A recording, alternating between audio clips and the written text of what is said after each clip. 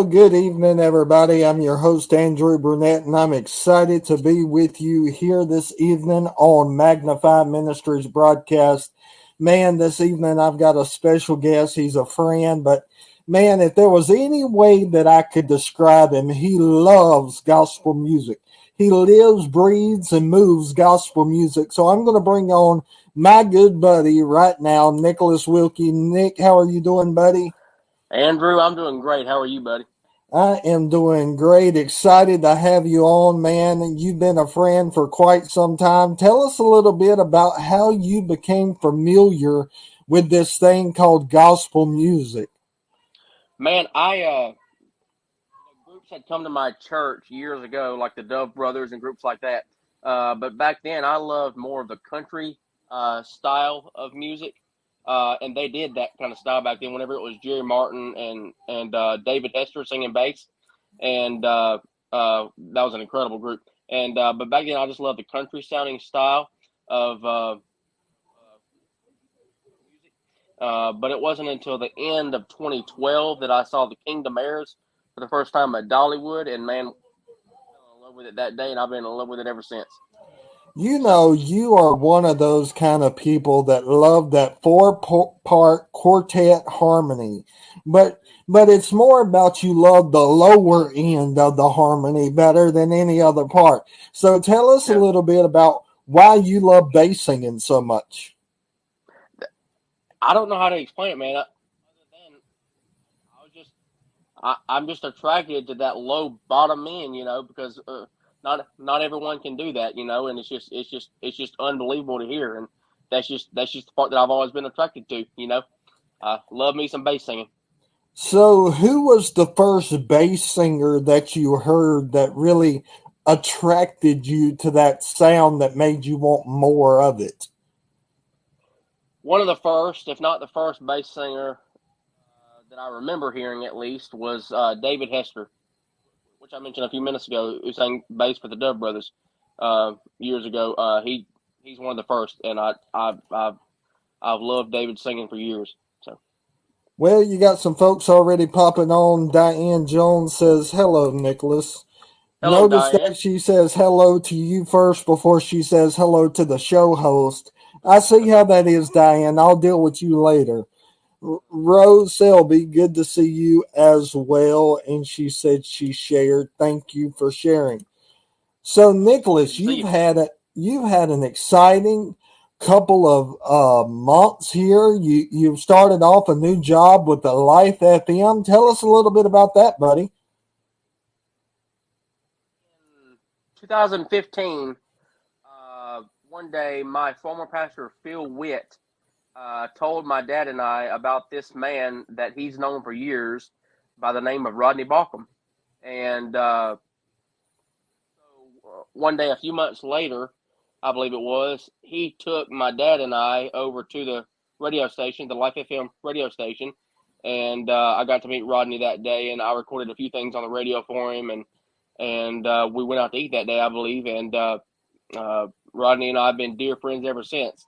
So back in late August, I think it was, I went to the radio station to tour the brand new place that they're in because they've moved locations about 2 minutes from where they were, and so they moved locations, and so I went over there to tour that new location, but I had no idea that day that I would also get a job offer, and that job offer is they're calling me the Life FM correspondent.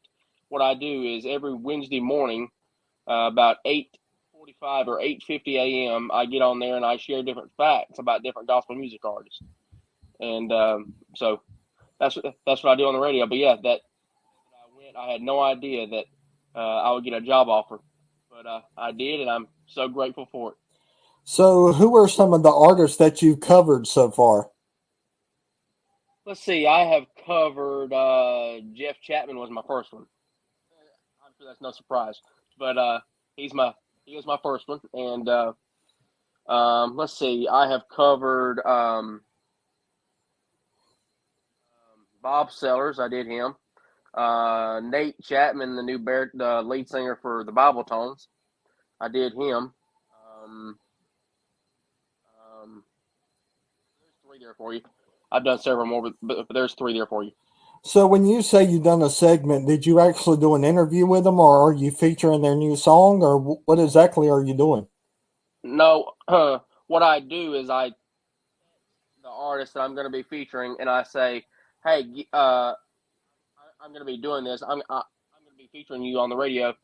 Give me, please, 3 or 4 different facts about yourself that you want me to share on the radio." So Rodney Volcom and I will get on the radio, and I will share those facts about each artist. So I do one artist a week. let's ask you this question then. From the artists that you have featured, is there an interesting fact that you've learned about one of the artists that you didn't know already? Uh,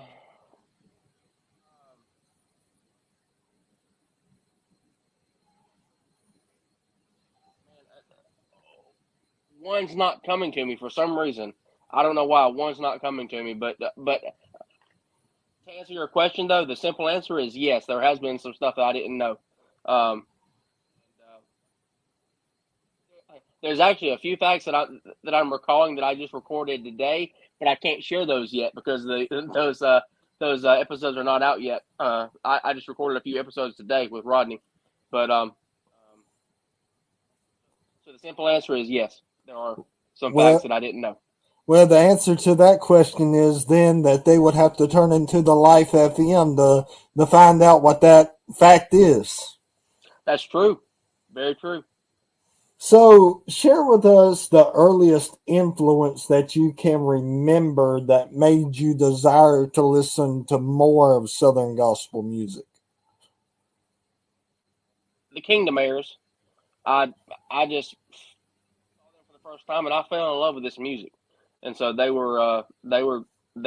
the earliest influences to make me want to love gospel music. And so I've loved it ever since.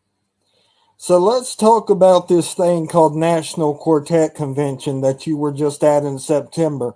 Share Okay. with us your favorite NQC memories so far.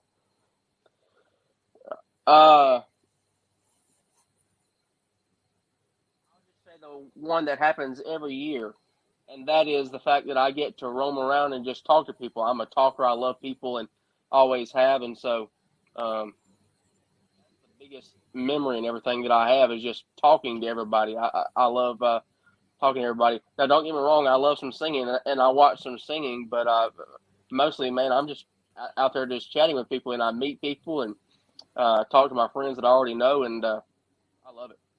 That's Well, my favorite thing about NQC. you don't just chat with people. Let's be honest here. Nicholas, when he strolls down the halls of NQC, he's got this thing out right here, and Yeah, he's taking pictures with every Southern gospel female singer and bass singer that comes down the halls. yeah. I do other people too, Andrew. I do other people too. But yeah, yeah. Well, I do a lot of pictures. That's for sure. Yep. now, just so people know, we were giving you a little bit of grief there, and he takes it lightly, so y'all should know that already.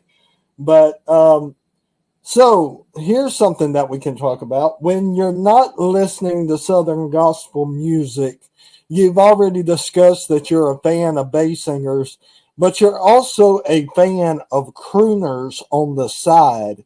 Tell us a little bit about those that you like to listen to. Well, my favorite kind of music primarily is gospel music. That's my favorite kind of music. Always will be. I imagine, but whenever I'm not listening to gospel music, I'm either listening to traditional country music, the clean stuff. I'm not. I'm going to avoid everything dirty and everything.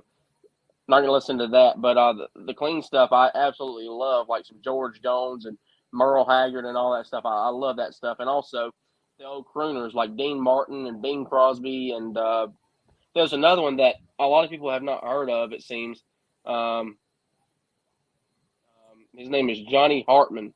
Johnny Hartman's my favorite crooner of all time. Whenever I heard him for the first time, one of my favorites, if not my favorite, and he's my absolute favorite, I believe. And so Johnny Hartman and Frank Sinatra, I love all those guys. So, what made Johnny Hartman stick out more to you than any other? His voice. I have a good friend that sent me a song of his.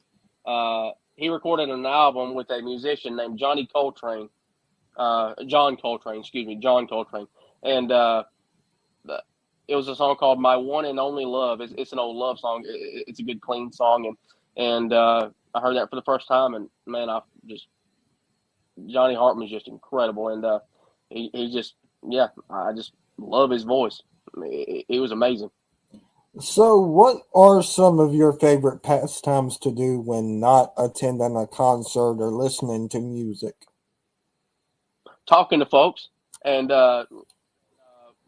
listening to when I'm not at concerts, I like listening to music at the house, and talking to people and watching watching some videos and everything. I love.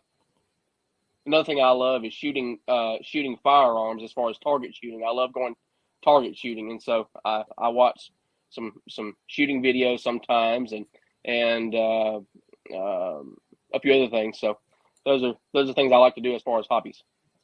So, you have a special love for vintage gospel music. Let's talk about something that you like now, such as the Statement, J.D. Sumner and the Stamps, the Cathedrals, and others. Share Yeah. with us how this love developed first. I don't have a specific story where it it just happened. Like I don't remember the group that I first listened to where I started loving this old stuff, but I just listened to it for several years. One thing I can tell you is that I've got several friends that love that old stuff. Give a few shout outs. One being a guy named Berman Porter. Berman Porter is one of my best friends in gospel music, bass singer, and he sang gospel music for years, but he loves that old stuff too. And um, so him and McCrae Dove of the Dove Brothers, uh, he's a big influence on me as far as loving the old stuff because he loves the old stuff as well. And so talking to people is one thing that got me into it, and just finding out stuff about it and just hearing the music. I just love it. It just I'm just drawn to that sound. So So, what's one thing that you've discovered that you really love about vintage gospel music? the rawness of it, the now don't get me wrong, I love some music out there today. There's some unbelievable groups out there today, and awesome groups in all eras. But what attracts me to that old stuff is just the rawness of it, and there was no tuning back then, or vocal stacks, or anything like that. It was just raw. It was just good, pure, raw singing, and I just love that. So You know, it ain't nothing better than four men and a piano, right? oh, you got that right. You got that So, right. Yes, sir. so if you had to pick, which I think I know what your answer is going to be, but if you had to pick who your favorite quartet is that you would listen to, who do you think that would be? Of all time, Yeah. the Statesman. Whoa, you blew my mind there. I just knew you was going to say the Cathedrals. Wow. George Johnson is my favorite bass singer of all time, and the Cathedrals is top for sure. They're an incredible group, but my favorite group of all time is the Statesman. So So let's have a little bit of fun here. let's do it. If you had your chance to put together a dream quartet Mm. of either past or living members, who would you put together? Uh,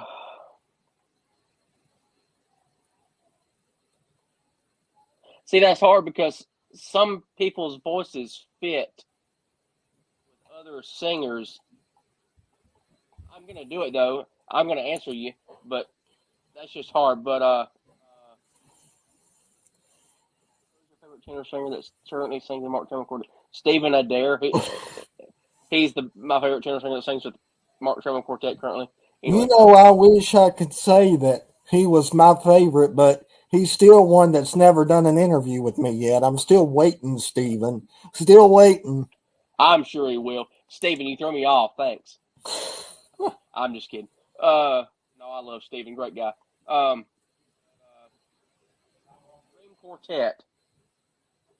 I'm gonna say Rosie Roselle singing tenor, Jay Cass singing lead, Mark Trammell on baritone, and George Yount singing bass. Whoa, now that's a lineup right there now. Yeah, a Cathedral Statesman lineup kind of put together, kind of in two, kind of. What would be the song that you would get them to start off with, a Cathedrals one or a Statesman one? Oh.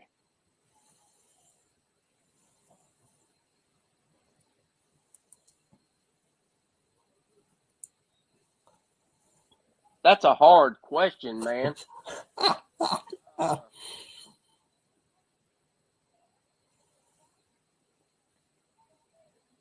why, but one question is Toby Lister or somebody doing a piano intro and they come out singing "Prayer is the Key to Heaven," but faith unlocks the door. That's them opening up with that, which was a Statesman song, obviously. So I just thought of that one. Glory, glory, clear the road. You're silly, Stephen. Hey, that's a good song though. I like Glory, glory, clear the road. That's a good song. And several bass singers have done that, and I love that one. But yeah, but So yesterday I heard you got to hang out with a celebrity of sorts in the studio. You had a picture of him up there, and many people would know him from the Gaither homecoming videos. He's a comedian. Yeah. Tell the folks a little bit about that. Well, I'm going to put in a little plug too, Andrew, if that's okay. The Life FM just got done with their fall share-a-thon and to raise money for the station.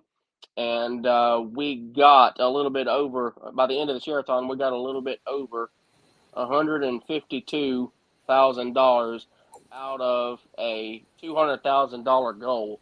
And anyway, during share-a-thon yesterday, the well-known comedian Tim Lovelace joined us, and yesterday morning I got to hang out with Tim for a few hours, and we got to know him a bit, and great guy, and so that's why I got to hang out with yesterday, Tim Lovelace, and So what funny did he tell you yesterday that had you in stitches? I'm sure there was something. Oh, he's a funny man. One thing he did was Rodney played that. You remember that old Gaither video where Lovelace was on it? The Fourth Man. Yeah. Rodney yesterday played The Fourth Man by the Anchorman, and Rodney turned on the microphone and let Tim be silly while the song was playing, and he acted goofy on that, so that was funny. And Tim made a few other jokes here and there, but yeah, he's a funny man, great guy. Love Tim Lovelace. My good friend and sister in Christ, Kayla Lee, is watching right now. Hey, Kayla, good to see you. She is a mighty woman of God. I don't know what happened there, but you're back. Glad I am. But Shane DeFresney just popped in. Good to see you as well. Him and his wife are an avid watcher, and we appreciate them. Good to see you, Shane. You know, Nicholas, the greatest thing about Southern gospel music is not only the message, but once you hear that first song, it's just like, boom, it's an immediate love because you just can't get enough of it. That's right. You got that right. Yes, sir. And, you know, if there was ever a modern day group, for me personally, and then we'll go to you, I've spent the day today listening to the Irwins. My goodness. I mean, the power of an empty tomb and some of the songs that they are doing, I just sit there and I'm like, Oh my word, the anointing that is on them. So if there was a modern day group that you could choose that has really impacted you in some way, who would you say? My favorite group out there today, City. They're my favorite out there today. They're just doing incredible right now, and they're great Christian guys, and they're just great. And so they're my they're my favorite out there singing today. And of course, my dear friend Jeff Chapman singing bass with them, and yeah, they're doing an incredible job right now. So Gold City's my favorite out there singing today. So let me ask you this question. Um, is there a song that they do now that you have on repeat? Uh, One that just came to my mind is they have fairly recently brought back the old song "Pray" that they did years ago. That was on the "Preparing the Way" album, I believe, uh, many years ago, and they they brought that back, and I love to hear Jeff and all those guys do that song. So that's that's one they brought back that I love to hear them do. So, Nicholas, it's been an honor talking to you, pal. Tell folks how they can listen to your segment on the radio on Wednesday mornings. Man, it's been an honor, and I appreciate you letting me do this, buddy. And the way you can do this, as far as listening to me on the radio, I would say the best way is to go to the lifefm.com, and there's a tab on there called Network. That's the tab, and you can look on there and see what all the call letters are and all that stuff, and see if there's a station in your area. And if not, there's a listen tab on the website that you can listen there, and they have an app. I was going to say, you can do like I do, just download the app and you can listen to Nicholas and you can listen to Rodney and Reagan. Yeah. And man, they're all my favorites. So there ain't a DJ there at that station that doesn't know what they're doing. I promise you'll be blessed if you listen to the Life FM. So that's 100% correct. And I would love for you folks to tune in to my segment about 8:45 or 8:50 a.m. Eastern time every Wednesday morning. But also, man, listen to Rodney and Reagan in the mornings, and they're on from 6 a.m. to 10 a.m. And there's a guy named Tom Rust on there that does gospel tunes in the afternoon. That's his show. He's from 2 p.m. to 6 p.m. I believe, and yeah, it's just a great station. So y'all tune in. We'd be much appreciative of that. Nicholas, can you give that website one more time? You got people in the comments asking how they can listen. Yeah, the lifefm.com. That's the website, and there's a tab on there called Networks. So go on that tab and find and see if there's a station in your area to listen to. And if there's not, then go to thelifefm.com, and there's a listen tab on there. So hit listen, and you can hear it there. Or there's a website as well, just entitled The Life FM. So you can go there and listen to it there too.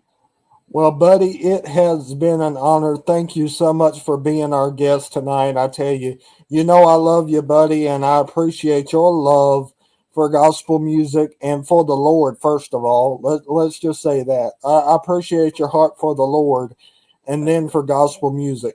So thank you, my friend, for being a part of Magnify Ministries. I love you, buddy. Man, it was an honor. Thank you so much for having me. All right. You have a blessed evening. Bye-bye. All right. Bye.